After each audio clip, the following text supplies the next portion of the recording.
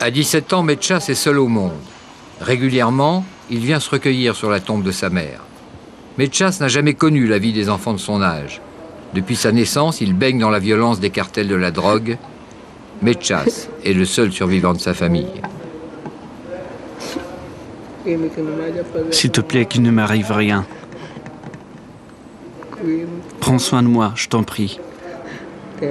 Je t'aime. Je vais tuer tous ces connards. On me l'a tué. Orphelin, tiraillé entre son désespoir et son désir de vengeance, Mechas est totalement livré à lui-même. Il se demande encore qui a tué sa mère.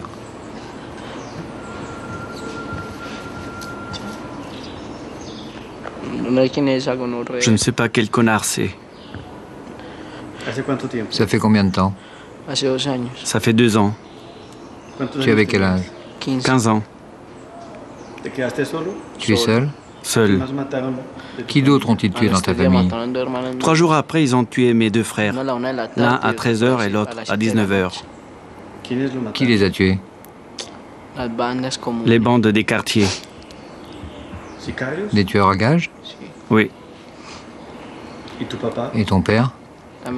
Ils l'ont tué aussi, ou il a disparu. J'avais une sœur, elle a été tuée aussi 2 ans avant. Ils ont tué toute ta famille?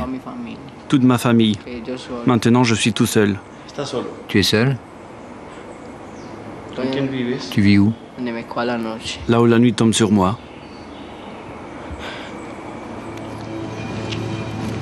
C'est comme ça que Mechas est devenu tueur à gages. Un enfant tueur impitoyable, à la petite gueule d'ange ou de démon.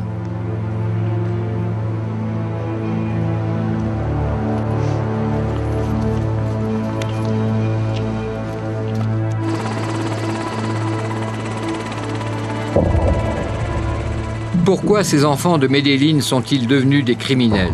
Parce que la deuxième ville de la Colombie reste un haut lieu du trafic de cocaïne. Ici, pour faire régner un semblant d'ordre, c'est l'armée de l'air qui appuie les opérations au sol dans les quartiers à risque. Nous soutenons le travail de la police lorsqu'elle fait des opérations dans les bidonvilles contre les narcoterroristes, les milices et les guerrilleros qui attendent en embuscade dans ces quartiers.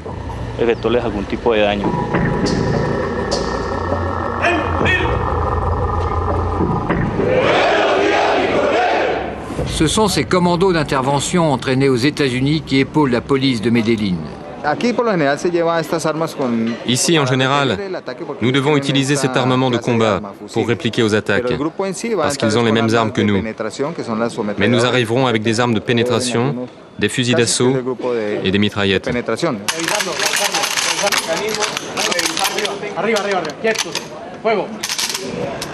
Des opérations de routine très musclées dans ces quartiers populaires où les sicarios, les enfants tueurs à gages, font la loi.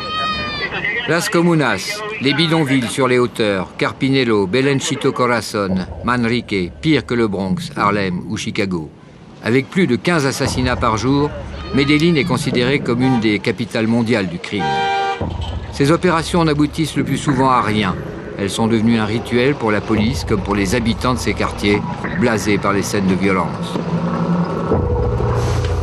Ce jour-là, les policiers sont censés libérer un otage et capturer ses ravisseurs. Une fois de plus, des interpellations massives pour un résultat nul. On n'a rien trouvé. Ils ont déplacé l'otage. 2 semaines plus tard, dans ce même quartier, des affrontements entre policiers et délinquants feront plus de 20 morts. C'est dans ces bidonvilles qu'officient Mechas et ses copains. Nous avons mis plus d'1 an à approcher ces jeunes tueurs. C'est finalement eux qui nous ont adoptés. Nous allons passer 10 jours en leur compagnie à tutoyer la mort. Ce quartier est dangereux, c'est pour ça que j'ouvre une mitraillette. Tu veux quoi? Une mitraillette. Pourquoi faire? Avec ça, on peut tuer 20 à 30 personnes d'un seul coup. Aux côtés de Mechas, son ami Fania, 15 ans. Il est à la tête d'une bande de délinquants en permanence traqués par la police. Sa mère l'a renié le jour où elle a découvert ses activités de tueur à gages. Lui et ses copains vivent dans le néant et la violence. Vous allez où? Au parc, avec nos potes. Pourquoi faire? Discuter et voir ce qu'il y a à faire aujourd'hui.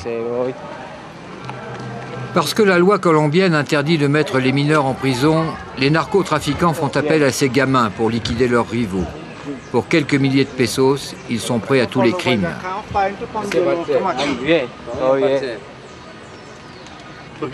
Pourquoi tu fais le signe de croix? Pour remercier Dieu d'être vivant un jour de plus. Tu crois en Dieu? Ouais, bien sûr. Tu vas à la messe?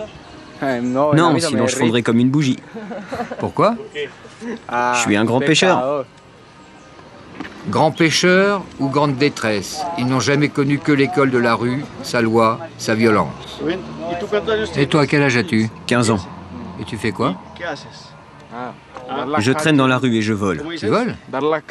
Ouais, je traîne et je vole. Tu tues aussi? Ouais, Depuis quel âge? depuis l'âge de 13 ans.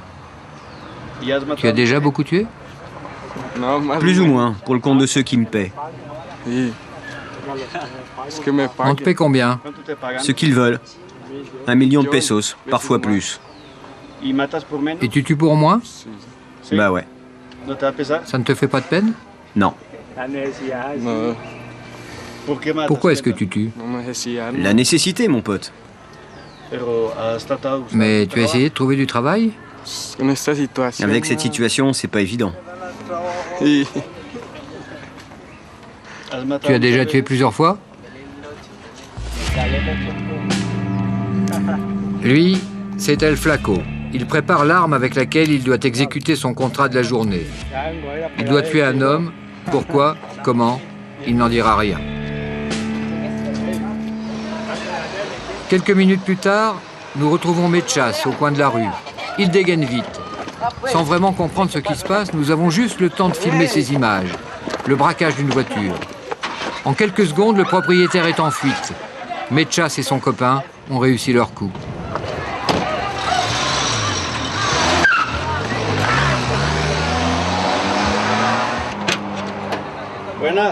Au cours de notre enquête, nous avons voulu comprendre pourquoi ces adolescents sont passés du braquage au crime. Nous retrouvons Fania chez le copain qui l'héberge. Comment tu as commencé à tuer? Par vengeance. Qu'est-ce qu'on t'a fait? Ils ont tué mon petit cousin que j'aimais beaucoup. Et ensuite? À partir de là, j'ai voulu venger sa mort et je voulais le tuer. Mais tu avais 13 ans, ça a été facile pour toi de tuer la première fois? Non, j'avais peur. Mais avec la rage, quand je l'ai eu en face, je l'ai tué d'un seul coup. Par vengeance, c'est tout.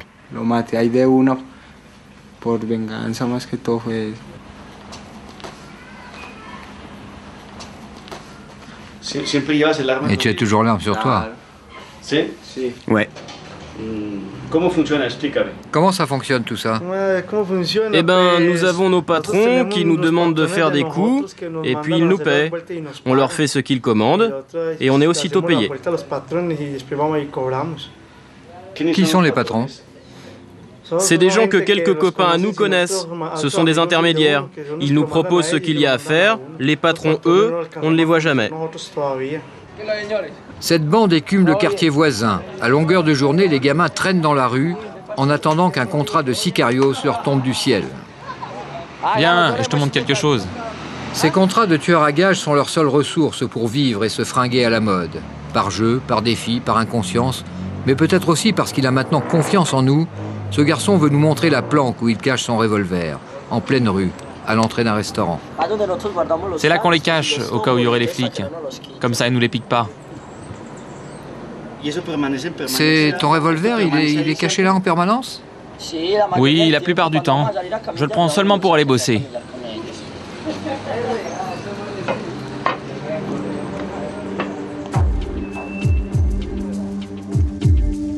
Prison de Bogota. Ce jour-là, nous avons une autorisation exceptionnelle pour une rencontre exceptionnelle au quartier de haute sécurité. Aucune caméra n'a jamais été autorisée à filmer le détenu que vous allez voir. John Jairo Velázquez Vázquez paye depuis 11 ans le prix de 72 condamnations. Pablo Escobar l'avait baptisé Popeye.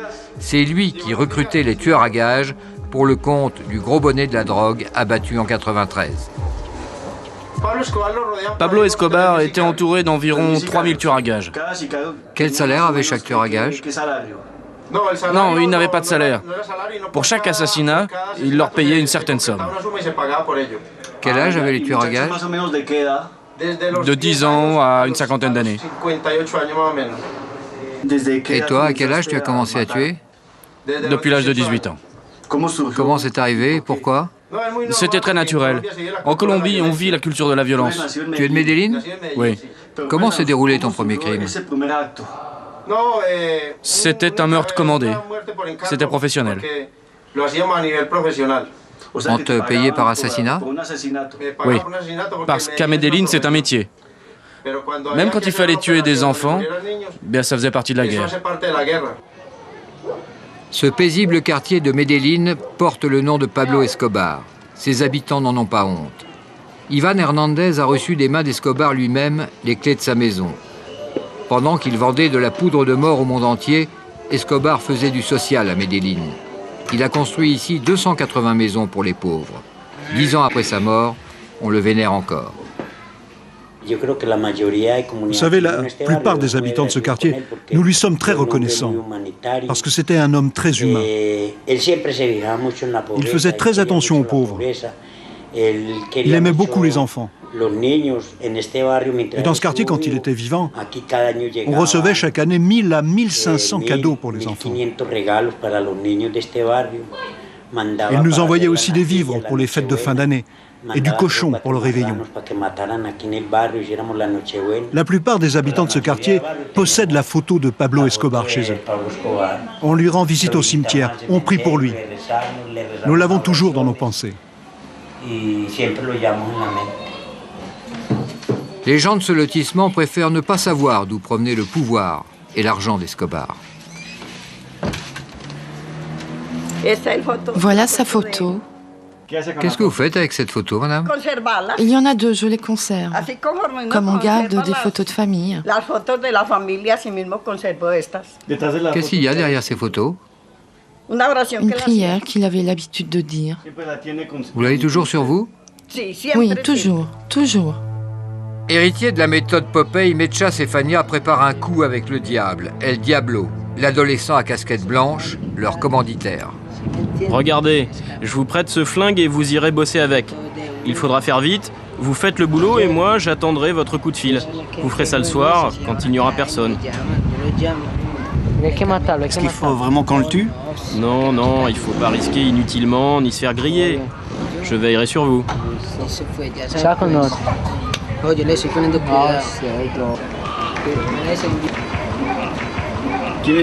C'est qui le diable?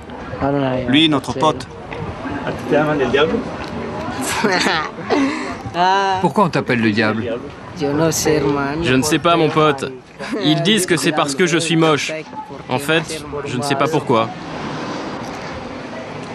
Qu'est-ce que vous allez faire maintenant, Mechas? Voler dans une salle de billard. De quelle façon? Un braquage. Il faut aller braquer un mec et voilà. C'est dans le coin? Là-bas en haut, dans le quartier d'à côté. Ici, on ne peut pas voler. On serait mal vu par les habitants du quartier. Ici, on préfère rendre service aux gens. Réalité ou fiction, simple frime pour notre caméra, nous ne le saurons jamais. Mechas et ses copains nous affirment qu'ils préparent un meurtre avec ce couteau.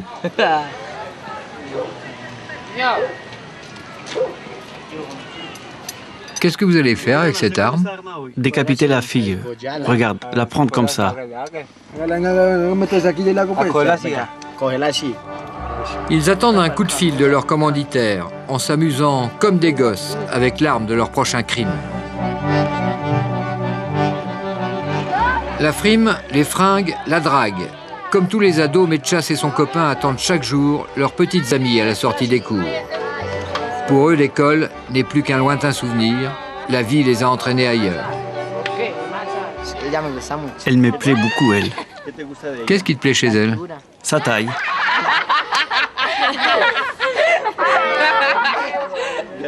Et Mechas, s'il te plaît aussi? Plus ou moins, Plus ou moins? oui. Qu'est-ce qui te plaît chez lui? Tout.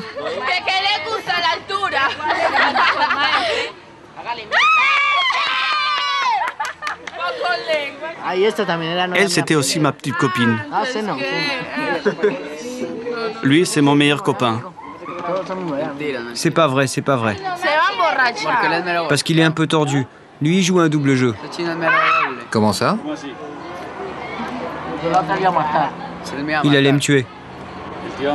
Il allait te tuer? Ouais. Parce que ma tête lui plaisait pas. Mechas, lui, n'a jamais raconté sa vie à personne. Et tu sais ce qu'il fait, Mechas? Il traîne à rien faire. Il travaillait dans un restaurant, à la plonge. Ah oui. Et après, il balayait les rues. Ah, et maintenant, il vit dans la rue. Il fout rien.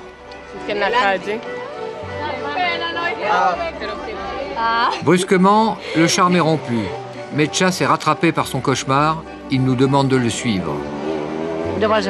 Tu viens, on va au cimetière? Quel cimetière? Celui du quartier Américas, chez mes petits frères.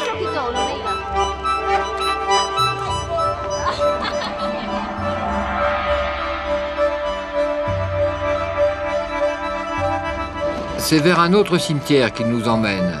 Comme sa mère, ses frères lui manquent. Cela fait 2 ans qu'ils ont été assassinés.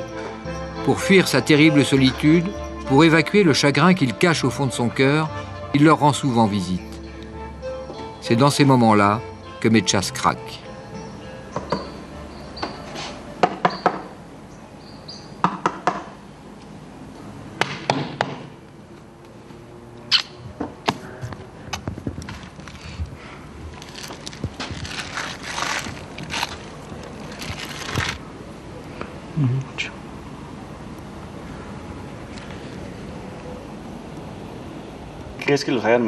Pourquoi ils les ont tués?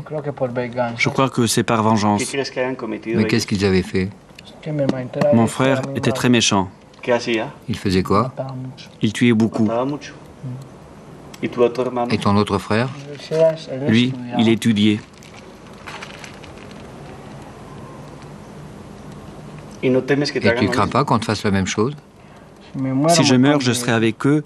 Pour le moment, qu'ils prennent soin de moi, qu'il ne m'arrive rien de mal. Quel âge avaient chacun d'eux?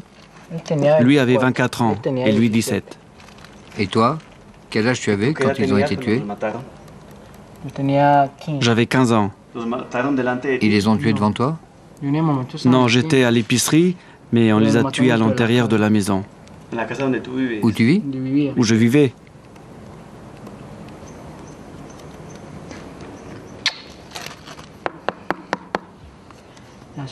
C'est lui qui prend soin de moi.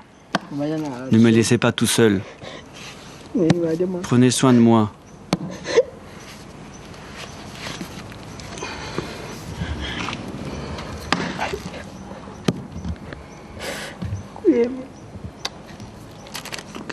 Lui, je l'aimais beaucoup. Je vous aime. Prenez bien soin de moi. Signé Oscar. Oscar est le prénom de baptême que lui avait donné sa mère. Mechas, c'est le surnom que lui a trouvé la rue. Mechas vit en permanence en compagnie de la mort de sa famille, la mort de ses victimes, la mort de ses copains assassinés. Il reste seul avec sa haine et sa tristesse. Il trouve rarement chaleur humaine et réconfort. Yolanda est une brave femme du quartier. Elle accepte de temps en temps d'héberger Mechas et ses copains. C'est chez elle qu'ils préparent bien souvent leurs mauvais coups. Yolanda est au courant de tout, mais fait semblant de ne rien savoir. Parfois, il me demande de le loger. Alors il dort ici. Sinon, je ne sais pas où il va dormir. Mais je l'ai déjà vu dans la rue, lorsque j'allais au travail. Il y a quelques jours, je l'ai aperçu dans la rue. J'attendais mon bus. Il était 5 heures du matin.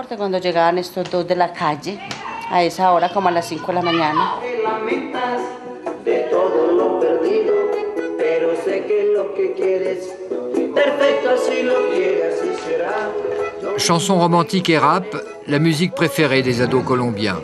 Mais ici, on ne se laisse pas aller longtemps. Tout s'arrête quand il faut commettre un crime. Je dois aller me changer. Qu'est-ce que vous allez faire? L'assassinat de la fille. Aujourd'hui? Ouais. À quelle heure vous allez faire ça? À 6 heures. Avec qui tu vas le faire? Vous allez le faire maintenant? Aujourd'hui? Ouais, on va ramener la tête de la fille. Oh non, quelle pitié.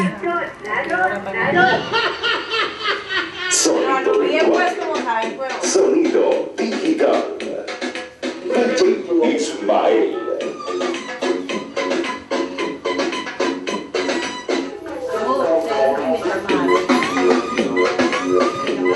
Un dernier rap et ils y vont sans hésiter. Je vais me changer, comme ça je fais un peu voyou.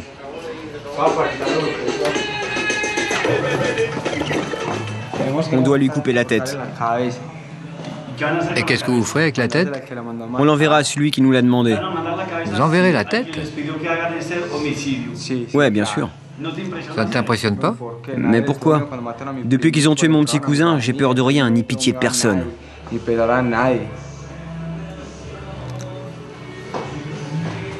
À force de côtoyer la mort, elle les suit partout, elle les habite.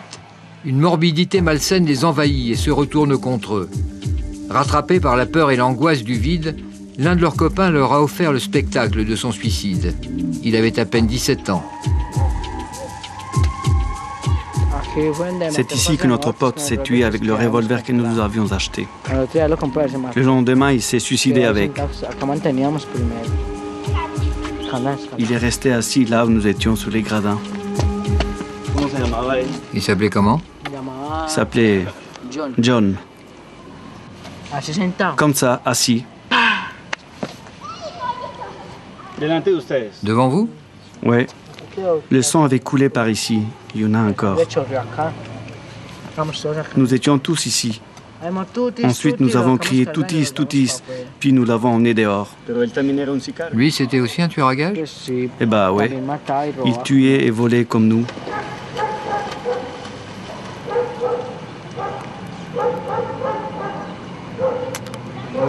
Il est mort comme il voulait.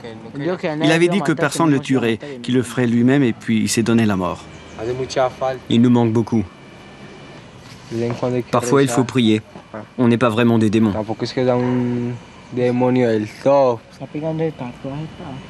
Tu pries comment? J'ai une prière particulière. Je l'utilise tout le temps. Qu'est-ce que tu demandes à Dieu? De me pardonner d'être comme je suis. Je lui demande de m'aider pour que tout aille bien. Qu'il me protège. Il a ma vie entre ses mains. À lui de savoir ce qu'il en fera. Compagnons et complices dans le malheur, Mechas et Fania ont les mêmes mots pour saluer leur ami disparu. On t'aime. Tes amis t'oublieront jamais.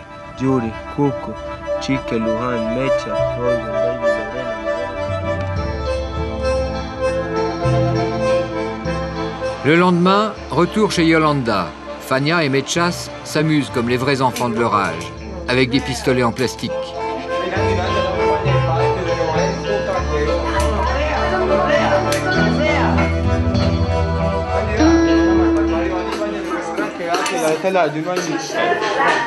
C'est le t-shirt que ma copine m'a offert. Comme tous les ados, avant de partir au collège, ils soignent leur look. Mais eux n'iront pas à l'école. Ils ont rendez-vous avec le diable, El Diablo. Il va leur donner de nouvelles instructions pour un meurtre payé d'avance. Tu arrives chez la fille, en taxi, avec le flingue. Au retour, tu montes sur la moto comme si de rien n'était, normalement. Qu'est-ce que vous préparez? Un homicide, un crime qu'il tarde à faire.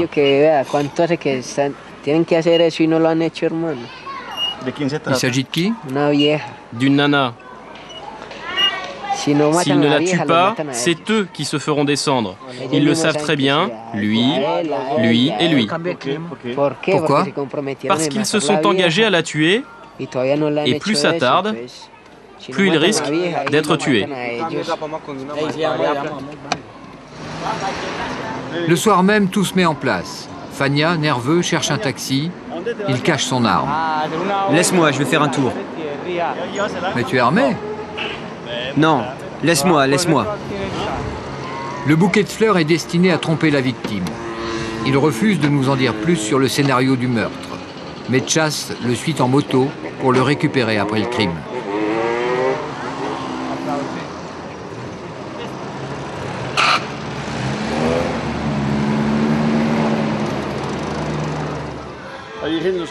La Vierge Marie vous protège? Bien sûr, de tous les maux et de tous les dangers. Tu crois en Dieu? Bien sûr, il faut croire en Dieu, en celui qui nous donne cette vie tragique que nous menons. L'attente est longue. Ça fait plus d'1 heure que Fania et Mechas sont partis. La nervosité s'installe. Je t'avais dit que ça serait chaud là-bas. Ils se sont fait griller. On aura d'autres coups à faire. Toujours d'autres coups et plus d'argent. Plus d'argent et encore plus d'argent. Fania revient enfin. Il reste 2 balles dans le revolver. Nous ne saurons jamais si le crime a été commis. Non, non, non, non, non, non, non, non, non.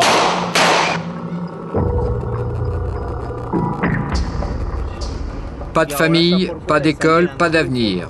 Rares sont les adultes qui posent leur regard sur ces enfants tueurs. Le garçon qu'on va voir donne de très bons résultats. Il habite là-haut. C'est un quartier très chaud et très violent. William Zapata est éducateur dans un institut à Medellín. Son unique objectif est de récupérer ces gamins au bord du gouffre, de les sortir de l'engrenage mortel où ils sont piégés. Il nous emmène chez Andrés, 24 ans, un de ces jeunes qu'il a sauvés. Il vit aujourd'hui chez ses parents. C'était aussi un sicario, un enfant tueur.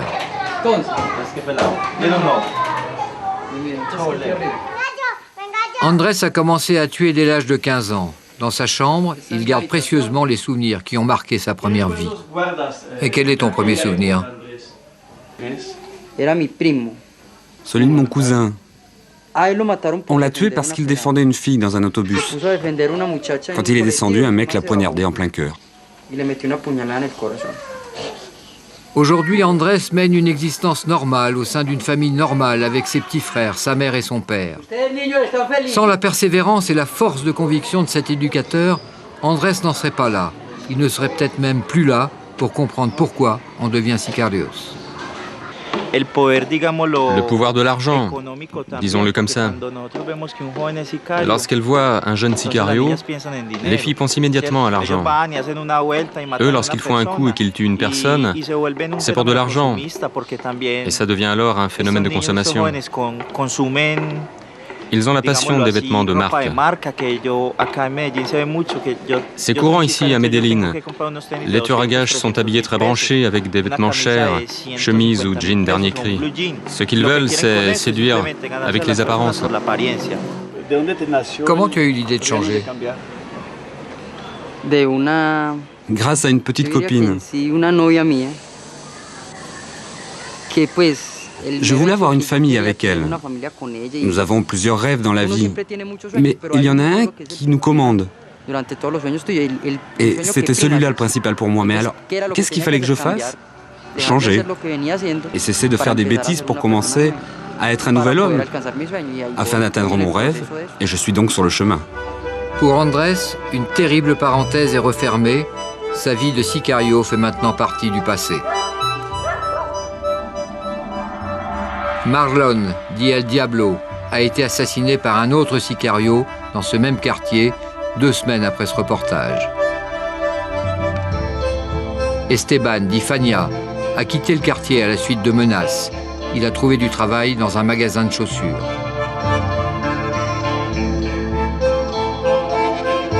Oscar, dit Mechas, lui aussi menacé, a quitté le quartier. Il poursuit son aventure sans issue pour le compte d'un nouveau commanditaire.